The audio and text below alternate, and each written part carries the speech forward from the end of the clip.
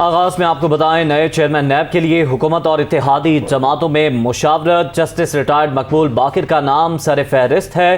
تمام حکومتی جماعتیں جسٹس ریٹائرڈ مقبول باقر کے نام پر متفق ہیں، ذرائع ایسا بتا رہے ہیں۔ اپوزیشن لیڈر راجہ ریاض کو بھی نام پر اعتراض نہیں ہوگا۔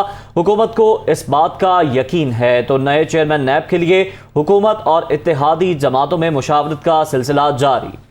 اسی حوالے سے تفصیلات جانیں گے یاسر ملک سے۔ جی یاسر، بتائے گا ذرائع کیا بتاتے ہیں، جسٹس ریٹائرڈ مقبول باقر کے نام پر متفق ہوئے ہیں سب؟ جی بالکل، دیکھیں یہ چیئرمین نیب کی تقرری کا معاملہ ہے۔ حکومت اور اتحادی جماعتوں میں مشاورت کا سلسلہ بھی جاری ہے۔ جسٹس ریٹائرڈ مقبول باقر کا نام جو ہے وہ سر فہرست ہے۔